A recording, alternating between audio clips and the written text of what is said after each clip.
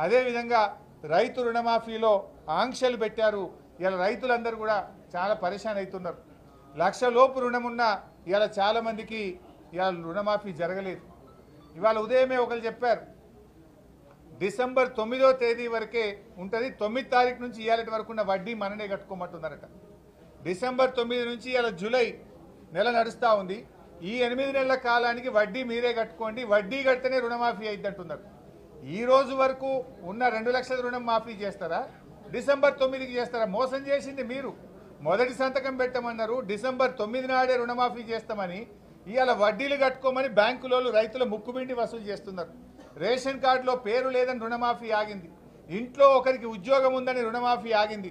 రుణమాఫీ విషయంలో రాష్ట్ర రైతుల్ని కాంగ్రెస్ పార్టీ మోసం చేసింది కనుక దీని మీద చర్చ జరగాలి, రైతులకు భరోసానివ్వాలి, ఈ చర్చకు ముందుకు రావాలని చెప్పి కూడా బీఆర్ఎస్ పార్టీ కోరడం జరిగింది.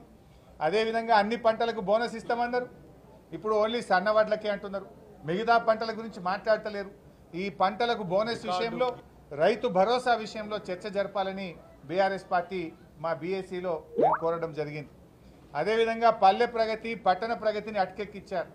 గ్రామ పంచాయతీలకు, మున్సిపాలిటీలకు నిధులు ఇస్తలేరు. మొత్తం పారిశుద్ధ్య నిర్వహణ ఎక్కడికక్కడ నిలిచిపోయింది. గ్రామాల్లో డయేరియా, మలేరియా, డెంగ్యూ, వైరల్ ఫీవర్స్తో ప్రజలందరూ ఇబ్బంది పడుతున్నారు. హైదరాబాద్లో ప్రతి 3 ఇంట్లకు ఒక ఇంట్లో జ్వరంతో బాధపడుతున్నారు. ప్రజలు కష్టాల్లో ఉన్నారు. ఇవాళ మొత్తం ఈ ప్రభుత్వం స్థానిక సంస్థల్ని నిర్వీర్యం చేసింది. 1 రూపాయి విడుదల చేస్తలేరు కనుక ఈ స్థానిక సంస్థలకు ఇవ్వాల్సిన నిధుల మీద పూర్తి స్థాయి చర్చ జరగాలి. స్థానిక సంస్థలు, మున్సిపాలిటీలు, గ్రామ పంచాయతీల్లో ప్రజా ఆరోగ్యం దెబ్బతింటుంది. దాని మీద మాట్లాడడానికి కూడా మేము కోరడం జరిగింది. ఇదే కాకుండా ఫీజు రియంబర్స్మెంట్, కాలేజీ పిల్లలకి ఇచ్చే ఫీజు రియంబర్స్మెంట్ ఈ గవర్నమెంట్ వచ్చిన 8 నెలల్లో 1 రూపాయి ఇవ్వలే. ఇలా పిల్లలు రోడ్డు మీద పడతా ఉన్నారు.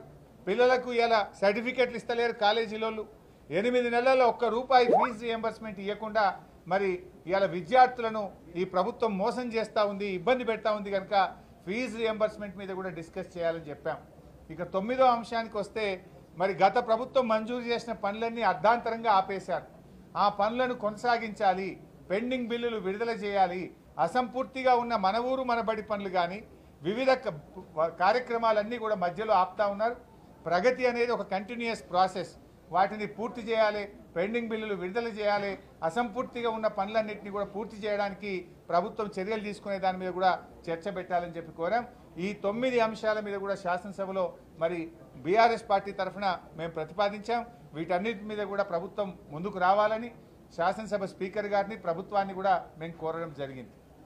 ఇకపోతే కేంద్ర ప్రభుత్వం ఇలా బడ్జెట్ ప్రవేశపెట్టారు. ఇలా కేంద్ర బడ్జెట్లో చూస్తే నిజంగా బాధ కలుగుతూ ఉంది. తెలంగాణ అనే పదమే ఉచ్చరించలేదు. ఆంధ్రప్రదేశ్ పేరు చాలాసార్లు ఉచ్చరించారు. సరే ఇవ్వండి, ఆంధ్రప్రదేశ్కి ఎందుకు ఇచ్చారని నేను అనను.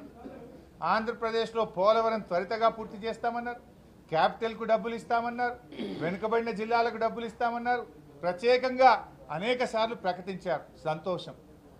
కానీ తెలంగాణ విషయం ఏమైంది? మరి ఈ ప్రభుత్వం ఏం చేస్తూ ఉంది? మేము కేంద్రంతో సత్సంబంధాలు మెయింటైన్ చేస్తున్నాం, మోడీ గారికి చాలా దగ్గరగా ఉన్నాం, మేము కేంద్ర మంత్రుల్ని రోజూ కలుస్తున్నామన్నారు. కనీసం తెలంగాణ ప్రస్తావన కూడా లేదు. బీజేపీ, కాంగ్రెస్ ఇద్దరు కలిసి ఇవాళ తెలంగాణకు తీవ్రమైన అన్యాయం జరిగింది. తెలంగాణలో కూడా వెనుకబడిన జిల్లాలు ఉన్నాయి. రాష్ట్ర విభజన చట్టంలో తెలంగాణలోని 9 జిల్లాలు వెనుకబడిన జిల్లాలు ఉన్నాయి. మరి ఈరోజు రాయలసీమ, మీరు కొంత ఆంధ్రాలో వెనుకబడిన జిల్లాల గురించి కేంద్ర బడ్జెట్లో మాట్లాడారు. తెలంగాణ వెనుకబడిన జిల్లాల గురించి ఎందుకు మాట్లాడలేదు? ఈ రాష్ట్రం నుంచి కేంద్రంలో మంత్రులుగా ఉన్న కిషన్ రెడ్డి గారు, బండి సంజయ్ గారు ఎందుకు చొరవ చూపడం లేదు అని నేను అడుగుతా ఉన్నా. ఆంధ్ర వెనుక జిల్లాలకు డబ్బులు ఇచ్చినప్పుడు, ప్రత్యేక నిధులు ఇచ్చినప్పుడు తెలంగాణలోని వెనుకబడిన జిల్లాలకు ఎందుకు మొండి చేయి చూపుతున్నారు? అంటే తెలంగాణ పట్ల కేంద్రానికి, బీజేపీకి ఎందుకు ఇంత నిర్లక్ష్యం అని చెప్పి నేను అడుగుతా ఉన్నా. ఇలా మనకు జాతీయ ప్రాజెక్టు గురించి లేదు. మా పాలమూరు ఎత్తిపోతల పథకానికి జాతీయ ప్రాజెక్టు ఇవ్వచ్చు కదా, ఎందుకు ఇవ్వట్లేదు? ఆంధ్రాకి ఇచ్చినప్పుడు మాకు కూడా ఒక జాతీయ ప్రాజెక్ట్ ఇవ్వాలి కదా. బయ్యారం ఉక్కు ఫ్యాక్టరీ గురించి ప్రస్తావన లేదు, వరంగల్ కోచ్ ఫ్యాక్టరీ గురించి ప్రస్తావన లేదు. తెలంగాణకు ఓవరాల్గా గుండు సున్నా ఇచ్చింది. కేంద్ర ప్రభుత్వం ఈ రోజు పెట్టిన బడ్జెట్లో తెలంగాణకు మొండి చేయి చూపించింది. మొత్తంగా ఇచ్చింది ఏమని ఉంటే గుండు సున్నా తప్ప ఏమి లేదు. తెలంగాణకు బీజేపీ ప్రభుత్వం తీరని అన్యాయం చేయడం జరిగింది. ఇది మరి తెలంగాణ నుంచి ఉన్న 8 మంది ఎంపీలు ఇవాళ బీజేపీ ఎంపీలు దీని మీద కేంద్రం మీద ఒత్తిడి తేవాలి. ఈ రాష్ట్రం నుంచి కేంద్రంలో ఉన్న మంత్రులు తెలంగాణకు జరిగిన అన్యాయం మీద స్పందించి ఈ రాష్ట్రానికి నిధుల్లో వాటా తేవాలని చెప్పి బీఆర్ఎస్ పార్టీ డిమాండ్ చేస్తుంది.